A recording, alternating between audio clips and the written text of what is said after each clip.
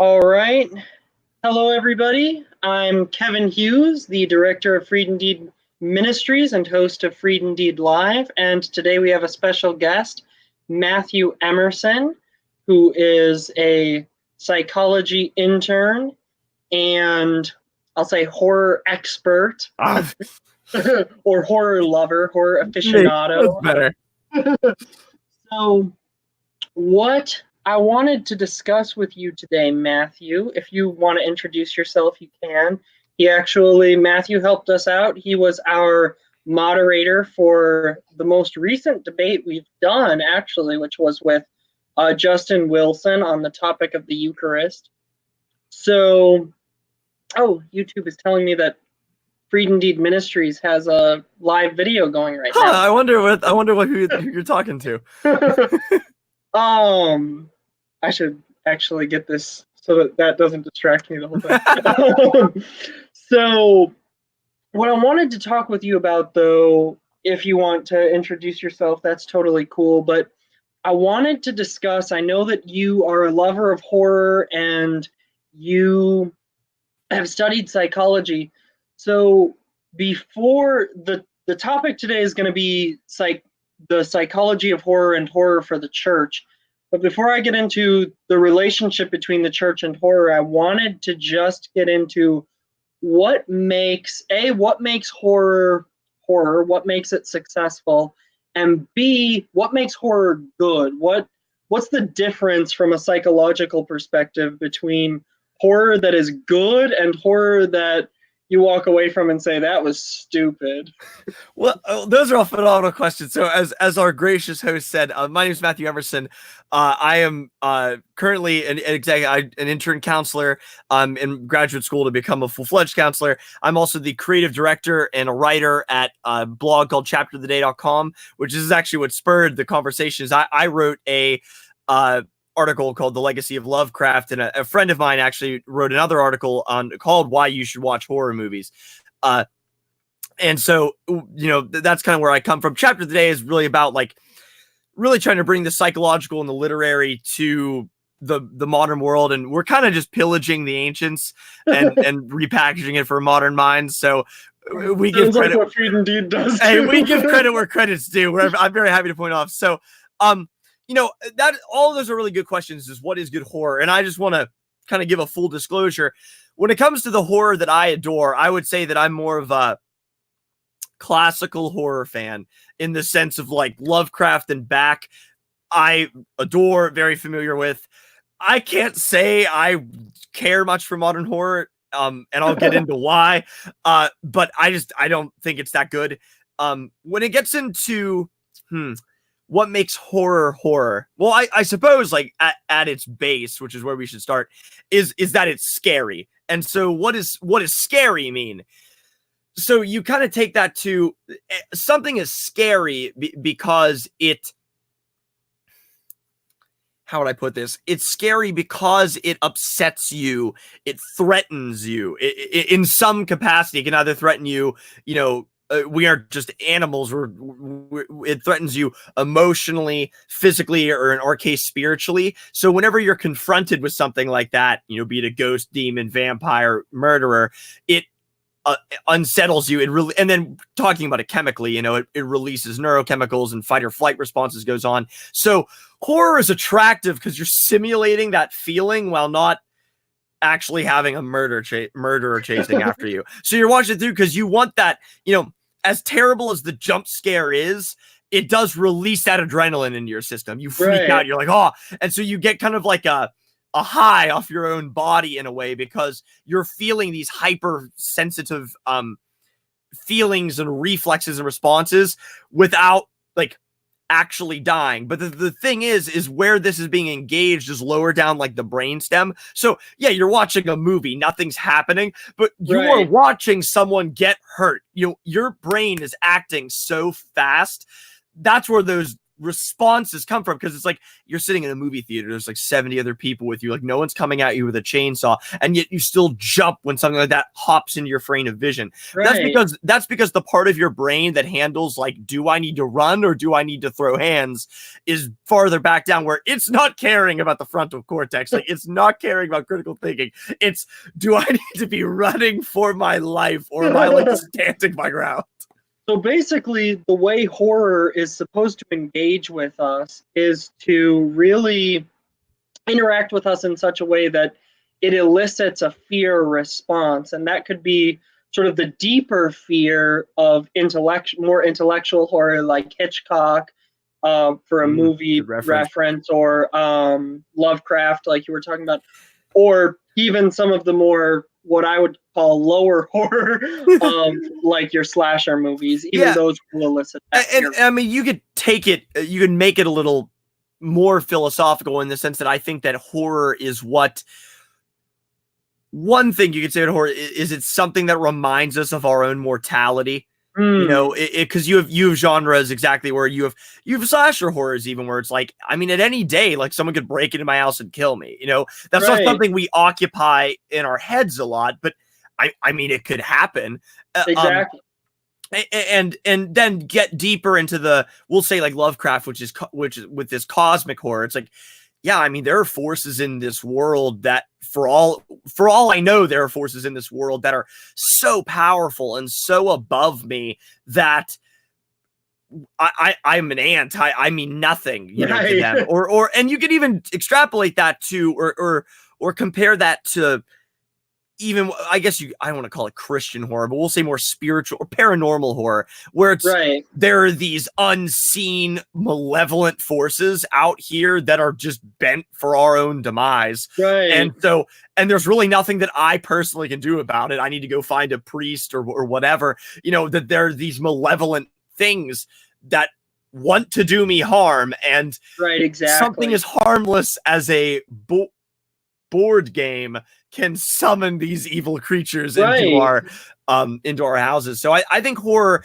you know, at its base level, it elicits this reflexive neurochemical response, but then in the higher sense of when it comes to the frontal cortex, it's reminding us like, wow, like I'm a blade of grass in the wind, you know, to paraphrase the Psalms, you know, like I really am nothing at the end of the day. And that's where I think Lovecraft gets so perfectly, is he gets, you know, in the end of the day, if Lovecraft's philosophy is right, because I don't think he is, but Lovecraft gets it right, where it's, man, at the end of the day, if nothing really matters, like I don't matter, and you know, anything could squash me if I want to.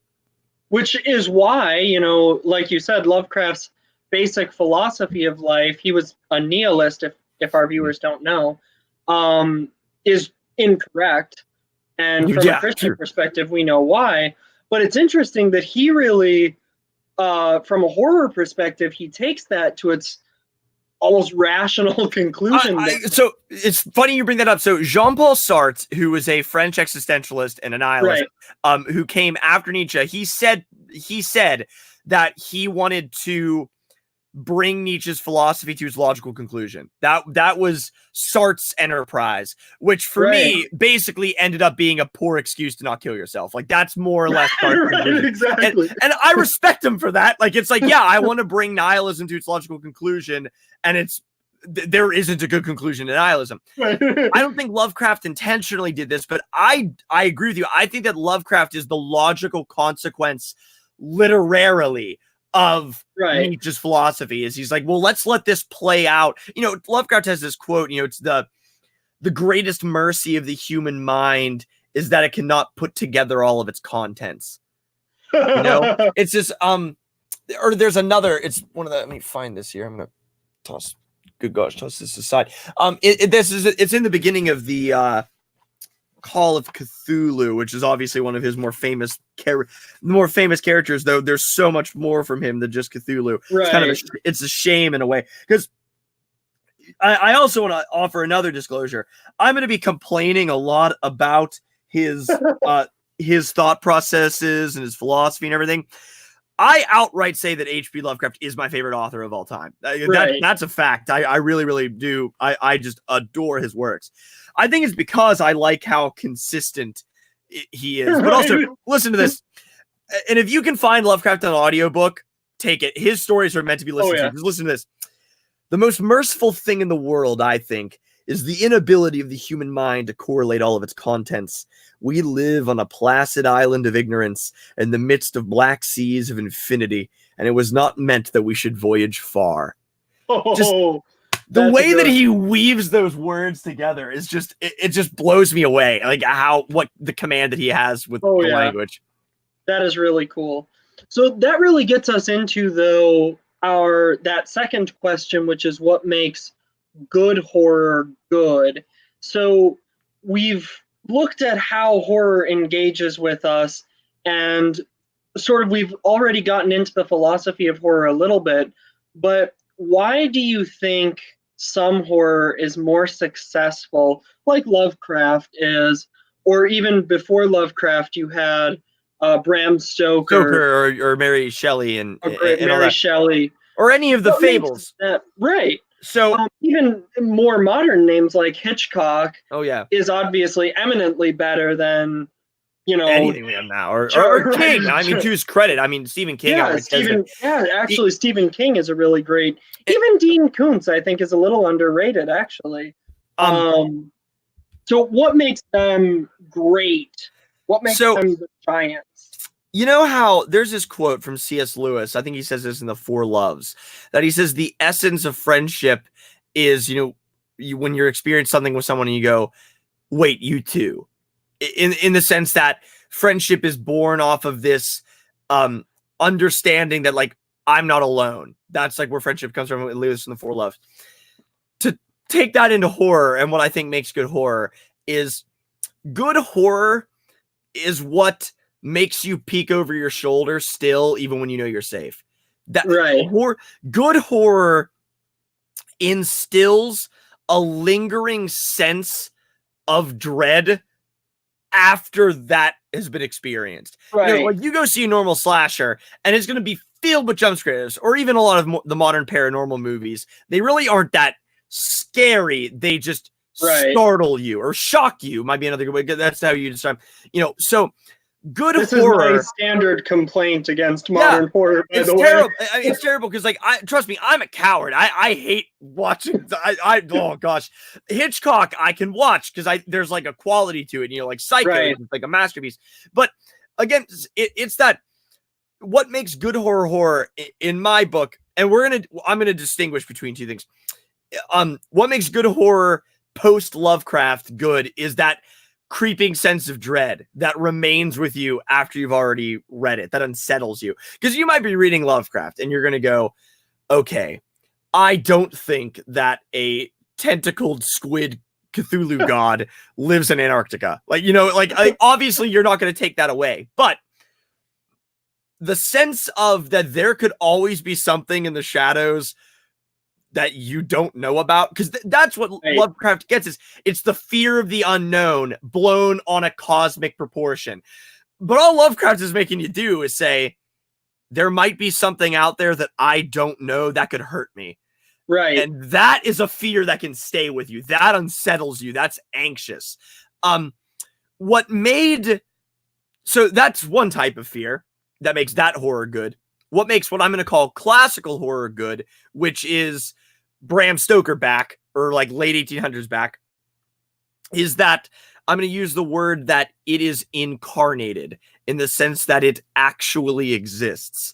The stories about goblins, ghouls, demons, ghosts, vampires, what made them scary is that on a walk home, you might encounter them because they lived in a very different world than us cynical moderns, where Martin Luther talks about this in his writings. He's terrified of goblins that haunt the woods of Germany and stuff. He writes about that because they genuinely thought they were there. They were actually afraid. So these stories about ghosts and demons and like demons haunting locations where great acts of evil were committed weren't much stories, but just reflections of reality, and drew to attention that true evil existed and was in reality and was embodied in monsters like this that could hurt you. Now in my article, what I say is what makes Lovecraft different is that in the classical horror, a blessed crucifix or a devout priest and you're good. In Lovecraft, there's nothing you can do. Like it will just beat you at the end of the day. Madness, to the typical trope in Lovecraft, like madness will just win because the truth is maddening. The longer you live in life, the more you come to know the truth, and thus the more insane you go. And that's why he says, like, we should not venture far from our own minds. We should not venture far from our experience because it's just dangerous. It's just dangerous to do something like that.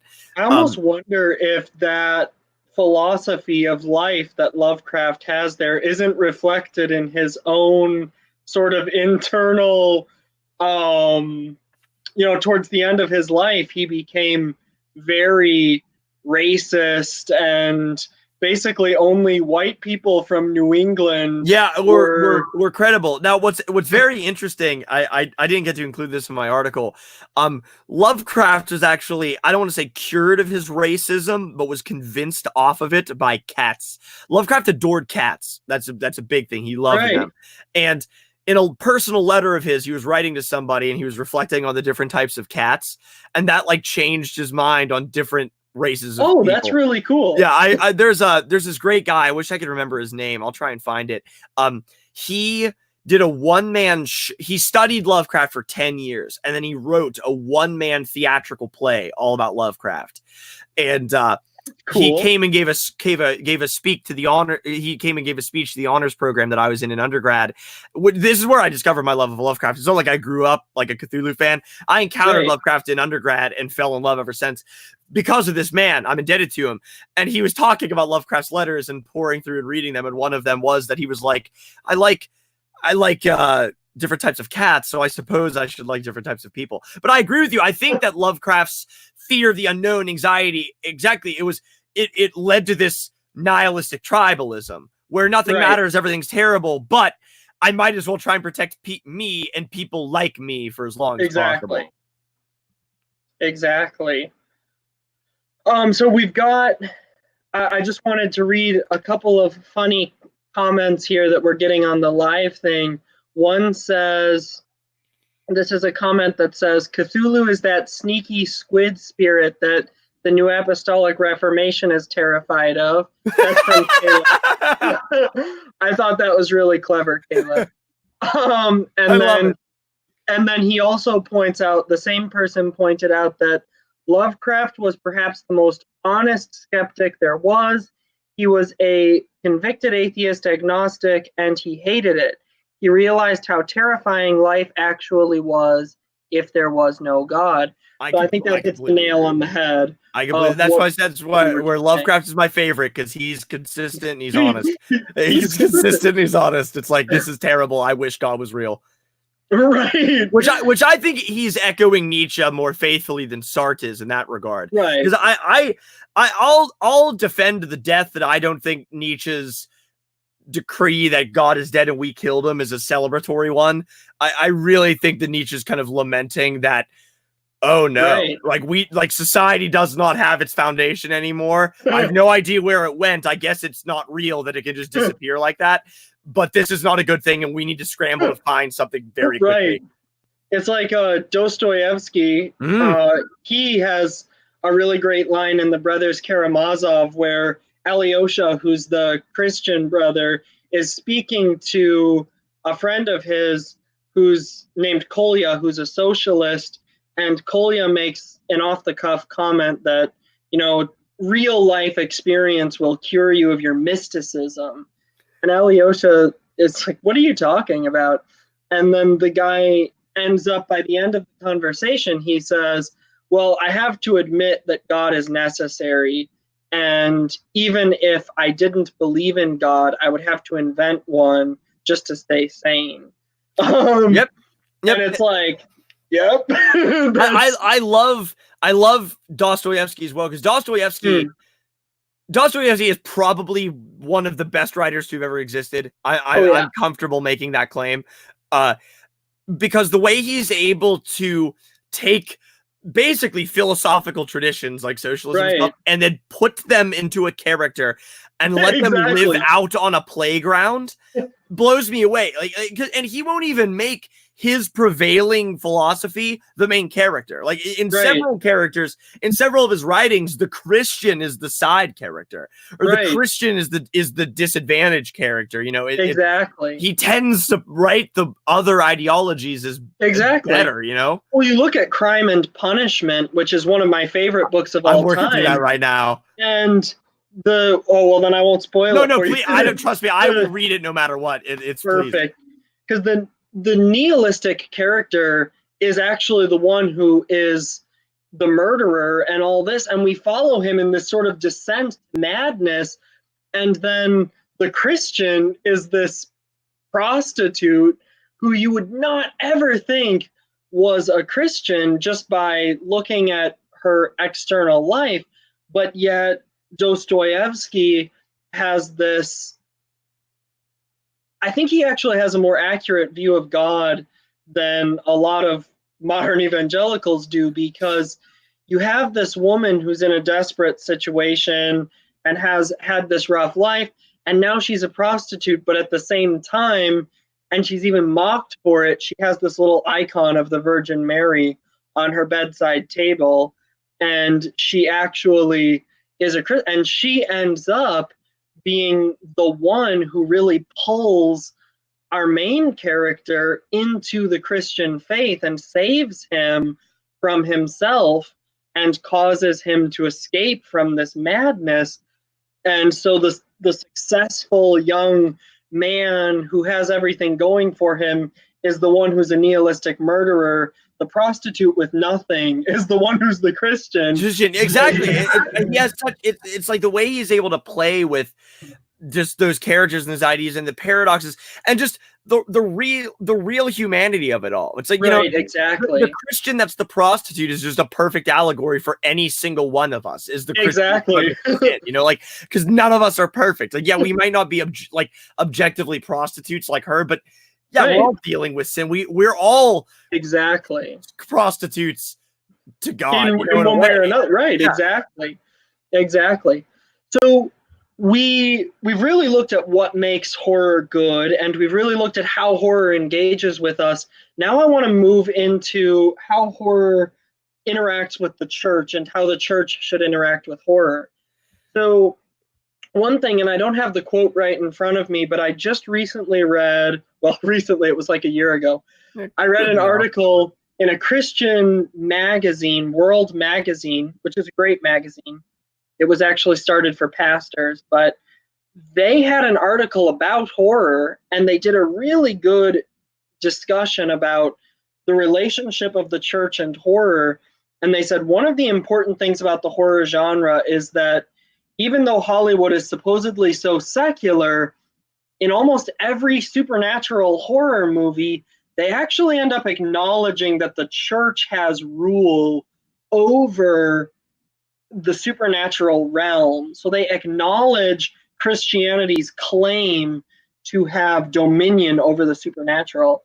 And I thought that was really interesting. And in reflecting on the church's relationship with horror, what do you think about, as we've talked about what makes good horror, what do you think about the church's relationship to horror and how we should interact with it? I think there are not enough good Christian horror authors. So I'm going to get into it because I think that's phenomenal. One of my favorite films, probably, I wouldn't say of all time, maybe my top 20, is The Right, but with Anthony Hopkins. I think it's phenomenal because it's true. For some reason, as secular, materialistic, and pedophilic as Hollywood is nowadays, it's very willing to admit that, like, for some reason, these dudes who have white collars on their neck and wear black are able to command, like, demons to go away. It's weird. It's crazy. I think that the church should capitalize on this. And I think that the horror... So I want to get into what I call the theology of gargoyles. in the sense that, you know, gargoyles were put on churches to scare away evil spirits, because in some way they're a mockery of them. Is that you're only good to be put on the front of our church to pour rain. Like you're nothing. You're nothing. You're a water spout. And it's because horror at its best is a mockery of the devil. Right. And so that's good because he's always getting beaten. So, because then some might say, oh, but they make him look so powerful and so scary. Horror, I also think, is a great parallel with justice and mercy. So you have the beginning of the horror movie, which is where like the demons are reigning supreme and, you know, doing all this bad stuff. And then you have the turning point of the movie where God gets involved and saves everybody. Right. That fear that you feel from the demons wandering around and everything. Let me get a little like kind of JC Ryle on you here. Like, that's the fear that you should feel over committing sin in eternal hellfire. That's what you should care about. But then God steps in and mercy flows and everything's okay. You know, so like horror in one way is a good ancient Christian practice of mocking the devil. You know, like that is definitely that's something that we need to return to. It's just like, you know, just point at a crucifix. It's like you lost. Like there's nothing you can do about it. So horror is great, and the church should encourage horror that mocks the devil like that, which is basically any exorcism story. And then I think that horror perfectly exists over, as you could pull some great philosophical allegories of that, like state of man before, state of man after, contrition for sin, God's mercy. You know, you could pull 50 million things, but I think horror is absolutely crucial to the church. You know, to an extent, obviously you can get crazy. I don't think slashers have much help to the church, but I'm speaking kind of primarily in paranormal horror. And even cosmic horror, I think, is a great way to combat pride. You know, of like, I am cosmically insignificant. I don't think that's very anti what the Psalms say. You know, I'm a blade of grass that withers and blows away, but you are eternal. Like, it's good for human beings to admit that there are powers at play in the world that are so much bigger than us. Because the number one sin of the modern world, one of the many sins of the modern world, is that we think we're its kings, we're its gods. We aren't stewards. We aren't stewards, we're rulers. And then we're shocked when a hurricane comes and rips up our city. And wipes out a city, you know? And so I think that horror is extremely crucial for that, you know, psychologically, because pride is damaging psychologically. Like a lot of people, you know, it's like, oh, these stupid Christians with their virtues and stuff. As long as I go to my therapist and stuff, I'm okay. Have you ever heard of narcissistic personality disorder? You know, it's like there's so like the virtues. We've had psychology for what? This is 2019. We've had psychology for about 130 years. We'll be generous. You know, you have William James in America, Wilhelm Wundt in Germany, and Sigmund Freud in Austria, all coming around the 1800s. We've had psychology for long. We've had philosophy since about, we've had good philosophy since about 400 BC. And most of them were doing psychology. We just don't call it that, you know, because they're figuring out what's the purpose of life and what's my meaning of life. Like they're all existentialists, whether they like to admit it or not. And, you know, the virtues and the idea of the virtues came up in Greece and were spread across basically the entire Western world and were found tried and true throughout all of human history until right now. I really don't think we have a credible argument to dismiss like encouraging people to be virtuous as a means to help. Obviously, you know, being honorable is not going to cure schizoaffective disorder, but for people who are just kind of struggling with generalized anxiety disorder, major depressive disorder, stuff like that, the pursuit of virtue probably would help a lot. You know, it's probably it will make you feel better about yourself. It will release endorphins. You know, I hate it when people say altruism isn't true because you feel good whenever you're altruistic. One, you don't always feel good whenever you're altruistic. Sometimes it's very hard to be altruistic. And two, does food make hunger not true? Like, because it's good to satiate your desire for hunger, like that's absurd. And if you have a desire to do good, which is obviously good, and you sate that desire, does that make it not a good desire? Like, no, of course not. Like, that's absurd. And so I think, I think horror, and I'm sure if we sat and thought long enough, there's 50 million uses for horror in the church. I just think that I think those are two key ones of mockery of the devil and a potential for allegory. Right. So I want to get into that a little bit. So you talked about the Gargoyles thing, and this was something I thought was interesting when you brought that up. It reminded me of this. It was something I was reading, and it was a whole article about Christian architecture, and it had a section about gargoyles. And what it talked about was oftentimes we don't really understand that gargoyles actually had a allegorical purpose as well, and that is they intentionally made the outside of a church look imposing and terrifying because that taught a theological lesson. Outside of the church is hell and damnation. Yep. And then you enter the church, and it's intentionally looks like it has these beautiful icons. It's sort of shaped like a boat, like an ark. It has these glorious things. You are bombarded with heaven because the church, rather, is our ark of refuge from those terrifying demonic things that are without the church. And why do you think above the doors of the Gothic cathedrals is like the communion of saints often? Because you're entering into all of this. It's like they're standing there welcoming you. Exactly. So I think that to a certain extent, in our modern context, horror becomes that same thing for us, that it is really, like you said, it's our gargoyles that we can create, whether it's cosmic horror with like Lovecraft, or whether it's vampires and demons. And a friend of mine named Caleb is actually working on writing a book about vampires and demons and ghouls. Yes. And it's really, his descriptions of it is just really awesome. And I think that's exactly what the church needs to have, because these concepts of ghouls and vampires and even dragons and all this, it reminds us, I just read Paradise Lost. I just finished it yesterday. I've been loving your posts on that. That's made me so happy. Amazing book. And just the poetic way he goes about it, but also the fact that Milton does not feel the need to make everything this accurate picture. He's got Jesus battling with hydras and all sorts of things. Or he has angels throwing mountains at each other in the war in heaven. It's like, what does it even mean to throw a mountain at each other? It's really cool. And not only is it just like, oh, this is so cool, but also I think that there's a powerful imagery that happens within us that when we encounter this terrifying, Satan should scare us, not because Satan has some authority above God or equal to God, not like that.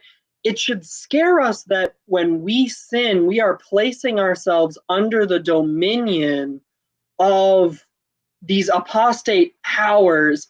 And in a certain extent, one thing I loved about Paradise Lost is that all of the false gods are represented by various demons. So he's having discourse between Satan and Belial and Moloch and Zeus and Hades and all these. There's all these demonic entities, but they're real. It's not like we tend to go, but the thing is that St. Paul actually says that when the pagans worship, they're worshiping demons.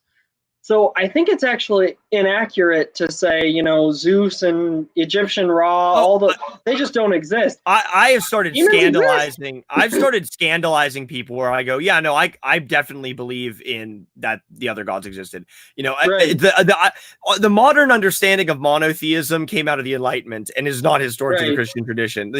Divine council theology. I'll point you to, which was it Michael Heisler? I think so.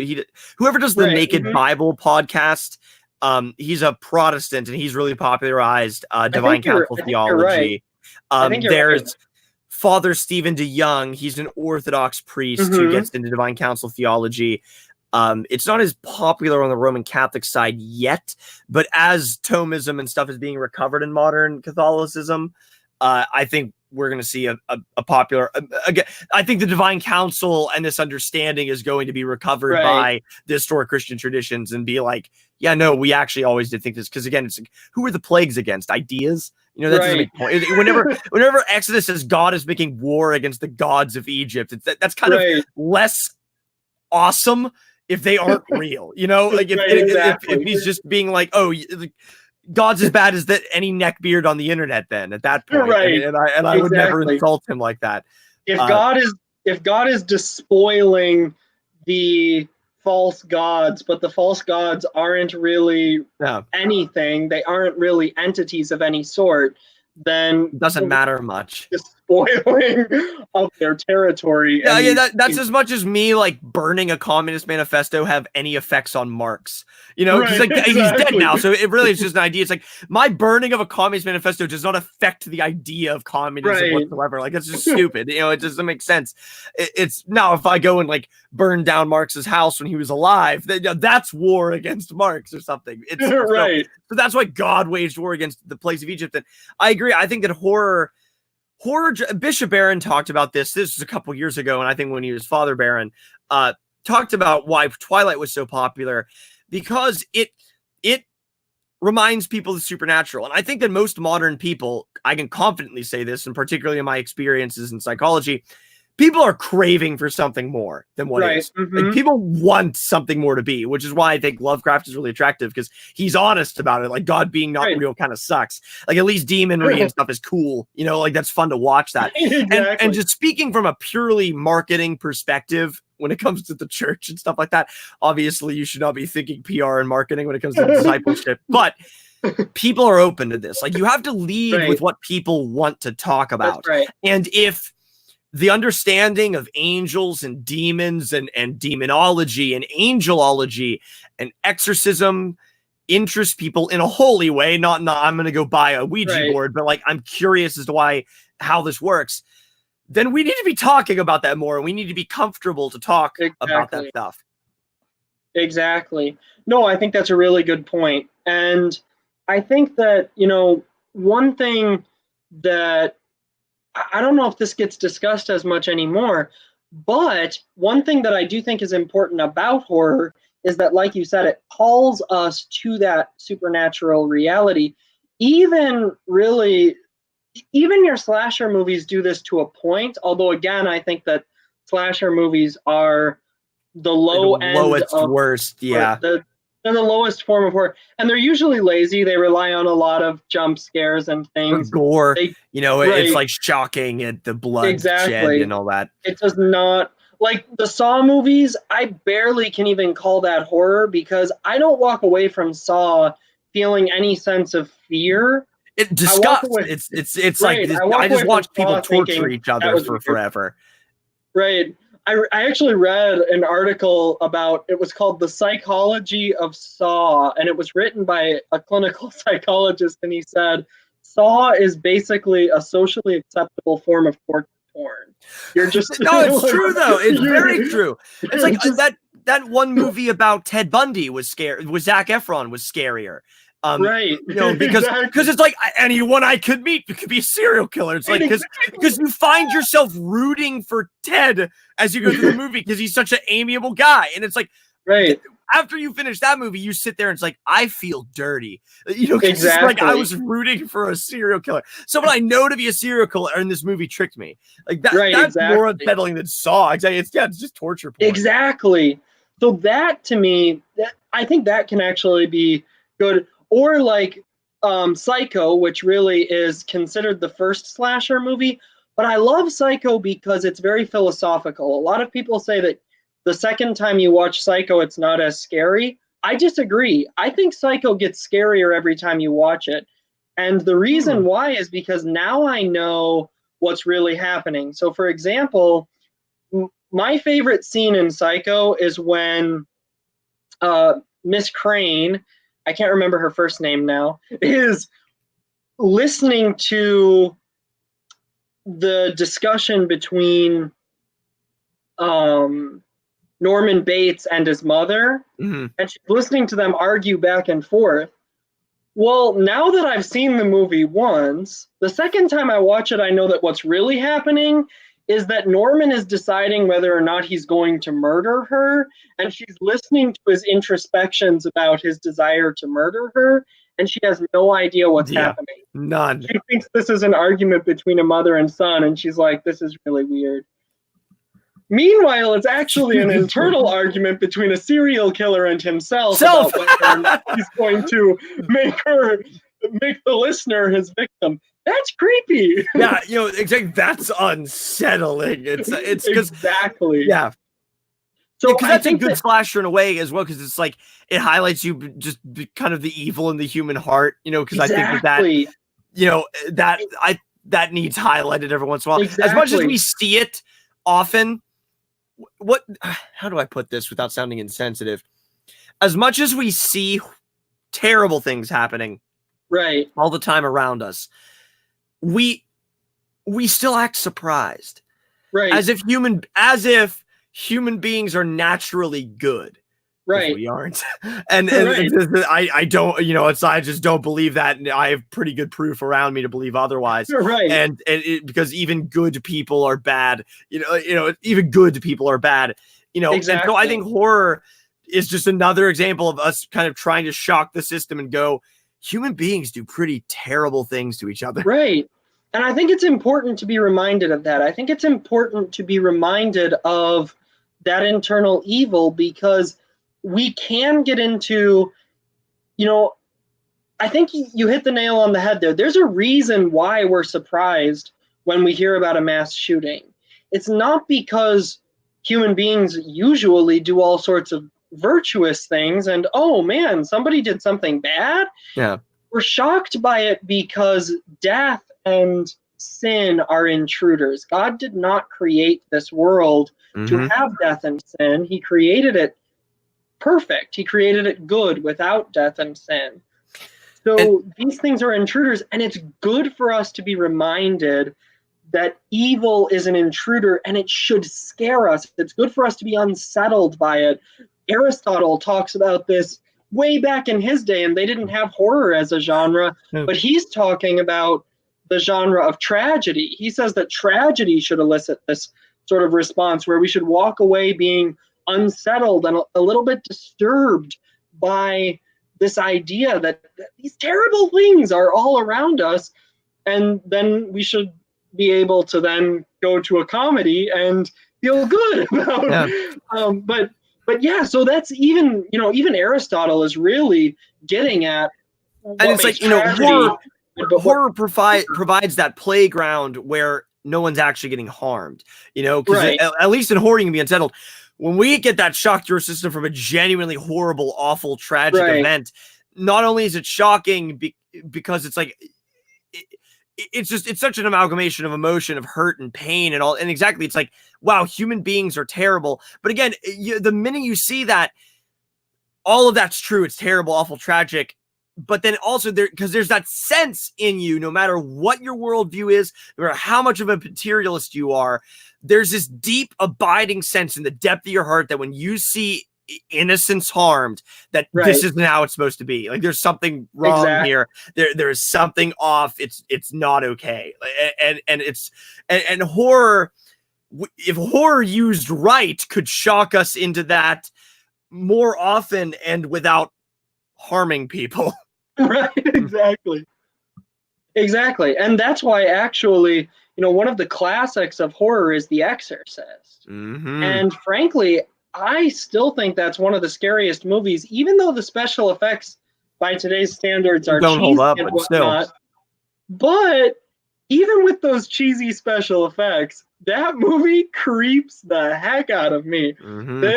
The special effects being cheesy does not matter because it's able to engage my imagination. And to me, that's part of what makes horror so good. Such good horror is good not because it relies on some special effect that, any jump scare can be good if it has good special effects. good horror shouldn't need that, though. Good horror should be able to get at me. And when we talk about the church's relation to horror, I think what we really need as the church, we need to direct people towards good horror. We need to create good horror, which is why I'm actually writing a book right now called The Ghost in the Stars. And it's a horror novel about space travel, but it's about a spaceship that's haunted. I love it. Also, I want to plug something. Matt Fradd, who does Pints with Aquinas, him and his sister run a podcast called Sibling Horror, and it's just somebody narrating their short stories that they write together. I mean, like, they're both Christians. I mean, Matt Fradd's a devout Roman Catholic, but like, the stories aren't any evangelistic pieces. They're just Christians that happen to write horror. So I want to plug them because that is a good. If you like audiobooks, he described one of the stories in a recent interview, and it was unsettling. Like, I just knew I couldn't listen to it. I was like, no, I've got to listen to that. I know it's good. I don't need to listen. Don't need to listen to it. Yeah, I've got to listen to that. Yeah, so, sibling horror. So that, I think, is really the importance of horror, is getting us to a point where we're able to use horror to unsettle ourselves and call ourselves to this reality of Christ he has conquered the demonic realm by his cross. And I think that's why demons are terrified of crucifixes, or when you cross yourself, why demons are so afraid of those things, why they have such a violent reaction to, an icon that's just a depiction of that. That's where they were defeated. They were defeated when Jesus died on the cross, and they were certainly defeated when he rose from the dead. So this idea that we have that reality, we can point people to it. And like you said, people are open to the supernatural, and even people who are closed to Christianity, like C.S. Lewis pointed out, that the spiritualist revolution actually coincided with the scientific revolution. A lot of people don't realize it, but you actually see in the Middle Ages a dramatic decline in superstition, in pagan superstition. And then in the scientific age, you see this resurgence of things like witchcraft and all this, which is why the Puritans were burning witches, is because there was witches. Yeah, exactly. So, and I'm not endorsing burning of witches, by the way, by saying that. I'm just pointing out that the reason why they could do that is because it wasn't because of an extremely religious dogmatic worldview. It was the materialists. It was the Enlightenment, the rationalists that brought that on. Where once you don't have that wedded together in the church anymore, then it becomes unhinged. That's exactly right. So I think that people. The thing is, we know that the supernatural realm exists. This is inherently something we know. No matter how much of an atheist, I just saw a recent survey that something like 60 or 70% of atheists said that they believe in ghosts. And I'm like, what's stopping you at this point? Like, if you're willing to just take that jump, it's like, that opens a whole host of other questions. Like, what does that even mean for someone to be a ghost? Exactly. So, but, the thing is that I think one thing that happens is we tend to have this idea that, horror is talking about the demonic, and horror deals with the demonic, and therefore somehow it's bad and we shouldn't deal with it. That is a totally bad way of looking at it. Horror deals with the demonic. Horror deals with the supernatural, and that's exactly why we need to wedge our way into it. We need to push our way into it, because the thing is that horror is, even cosmic horror, is taking place on our playing field. Yeah, the realm of the church. Exactly, and when you don't get, now don't get me wrong about this, I love supernatural, but it's terrible. And in terms of its theology, is garbage. It's like, but imagine if it had like devout Christians that were well read in their faith. It would have been, still could have been the same compelling story with sinful main characters that did these bad things and struggled and rose to grace. It's exactly. They're playing in our realm where we're free. Paradise Lost is the perfect example. We're free to depict this stuff and this battle and all this.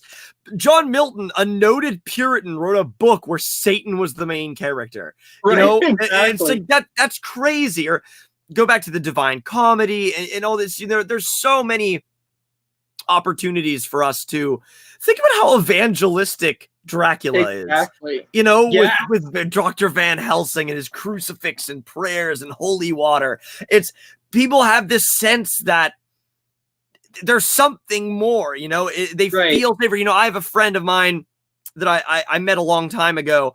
He's an atheist, but he outright admits to me, and he says, he's like, I don't mess with that. When talking about like Ouija boards and stuff, he's like, in tarot cards, he's like, nope, don't touch them.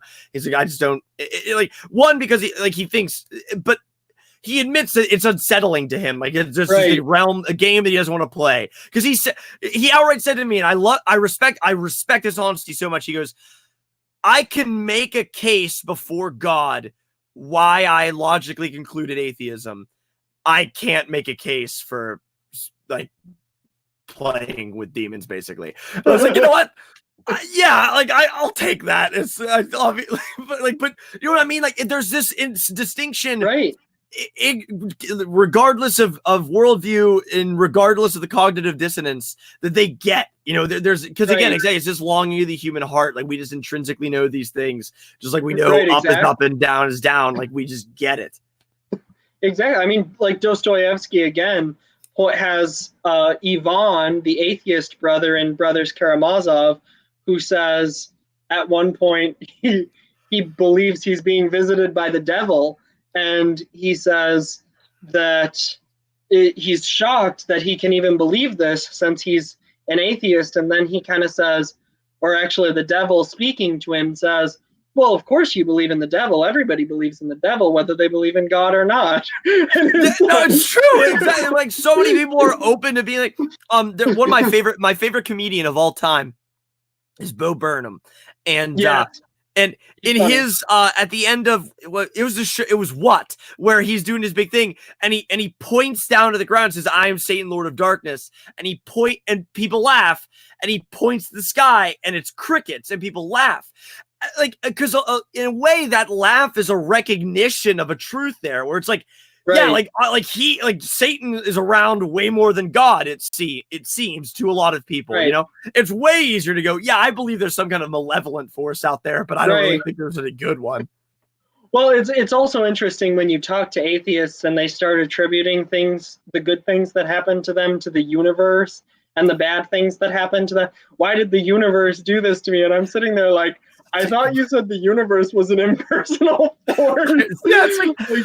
It's like at the core, is that like, at the black hole at the center of the universe where the Big Bang began, is there this consciousness that resides, like directs that's what I'm like, you already believe in providence then. Like it's like you're more predestinarian than most Christians these days. Like my gosh.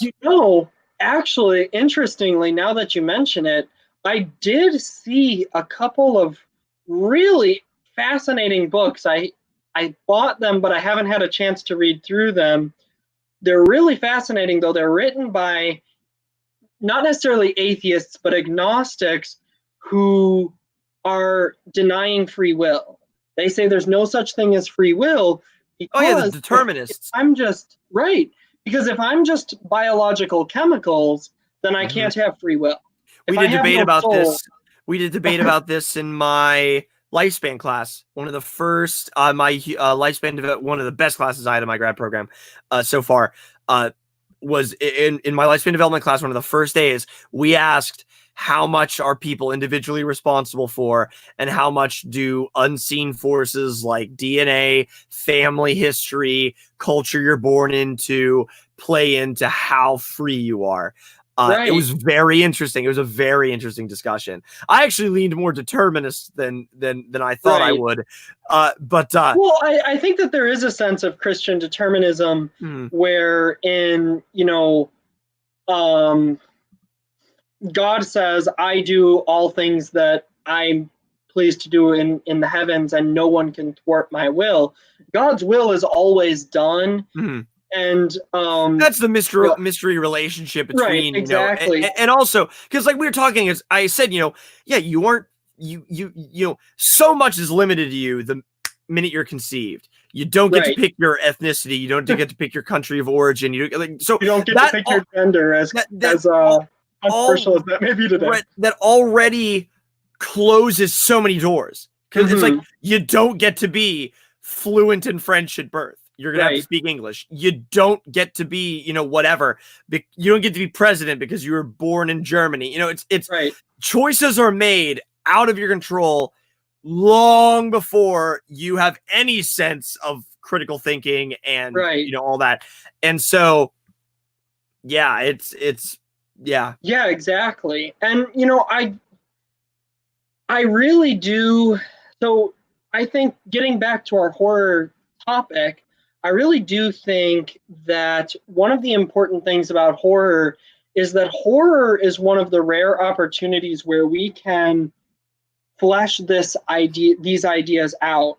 How much determinism is there? How much free will do I really have? Mhm. Horror actually is the ideal genre for these sorts of questions to be Yeah. asked and dealt with, It's and it's the perfect dealt playground, with in a for that. meaningful way.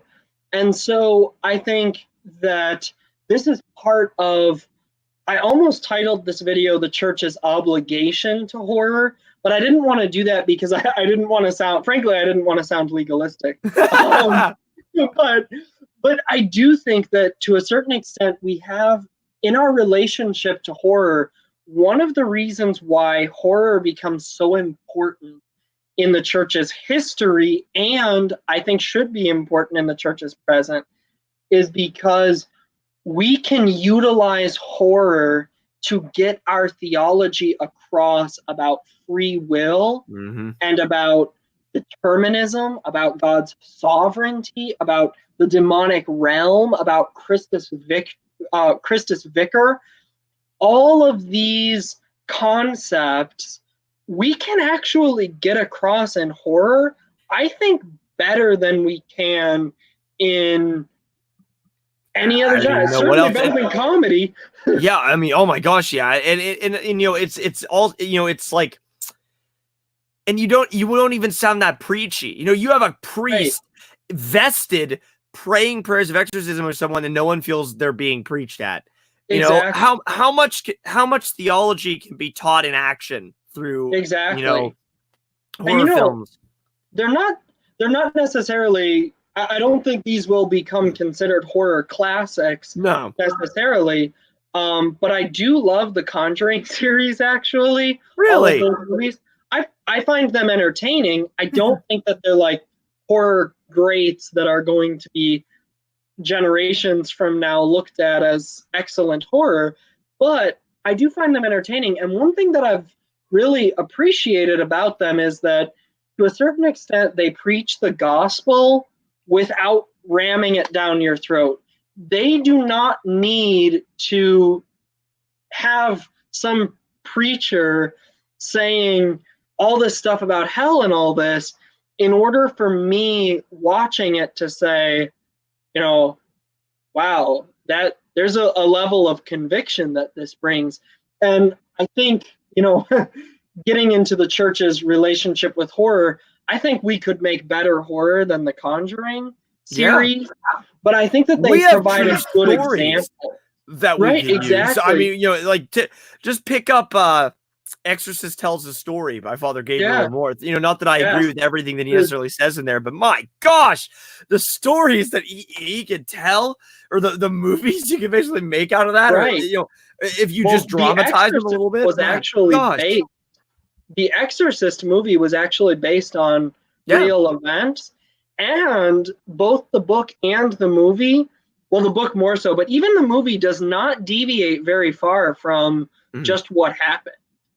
Yeah. So that, to me, is very telling that possibly the scariest movie of all time was, Is one to a based lot of on people, something that happened, if based people are willing on to admit that. Yeah. right, based on true events, and doesn't have to embellish. It just displays what it's like. An icon Yeah, just shows me what happens. I don't need my icon to embellish the event. It just shows a dude about to lop off Paul's head, and I know Paul was a martyr. That's all The Exorcist does too. It just shows me what happened. It's just a living icon, and it happened, and it's still, realistically, I find it to be the scariest movie to me, and I know a lot of people would agree. It's kind of interesting you say that as well, because you look at something beautiful and you know it's beautiful. You look at something ugly and you know it's ugly because it's a lack of beauty, basically. And exactly, horror is kind of this weird disfigured icon, but not in a blasphemous way. Like it's an icon meant to unsettle you rather than like bring you comfort or necessarily immediately draw you into the divine, right, which is the normal usage of icons. But this one is this is an icon that shocks you and draws you to like awareness of things. It's like the gargoyle. Yeah, it goes back to the gargoyle. It's exactly like that. So I think we're getting to about the end of our time tonight. So I just kind of want to maybe have you recap a little bit about why you see horror as important for the church, and what, if anything, what the church can do to make horror better so that we are getting across our message as accurately but also as well done as possible, because I don't think it does anything to make pure flicks Christian movies that suck. And I mean, I hate to be that way, and I hate to call them out like that, but I hate the fact that there's a whole market of Christian movies, but then they're terrible. Oh man, I love those YouTube ads. It's like a what am I getting? They're almost as predictable as Hallmark movies, maybe worse. Hey, maybe one day a good Christian film industry will build up. Who knows from them? But yeah. So what was it? The second one is what can the church do to make horror well? But basically, what good is horror for the church? That's the first part of what you said. Yes. Well, as I said previously, but I'll in much shorter words. Horror is good for the church because it reminds us, it's a mockery of the devil. It provides us an allegory to teach crucial theology. And I'm going to tack on a third one that came from our discussion here. It reminds us of reality. It shows us how things really are, and that there is an unseen war going on, and that our true battle is not with flesh and blood, but with powers and principalities. And I think those are the three good things that horror does for the church. And what's the way that the church could get more involved? I think that the church needs to be, how do I put this? I think we need to back away from the Puritanism. No, I'm going to take a side there. I love Pilgrim's Progress by John Bunyan and stuff. Not all pilgrims are bad. Not all Puritans are bad, but Puritanism blanket. I think that the church needs to step away, because I think that the abuse of Puritan ideology has infected most churches that exist nowadays. And I think that the church needs to back away from that. And which is a knee jerk, we need to ban horror, or we need to ban Harry Potter, ban whatever. No, the church needs to inform its lay faithful. These are the good ways to do it. Do it.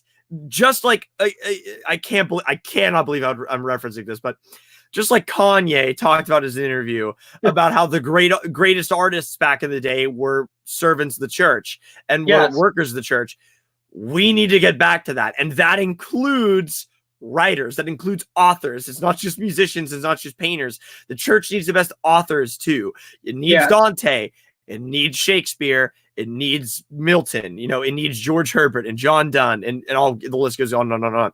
Right. So the church needs to encourage that behavior. And just like the American Psychological Association has a code of how suicide can be done well in media or other things, you know, which is another than 13 Reasons Why is garbage, is because it doesn't follow what clinical psychologists recommended, but that's neither here nor there.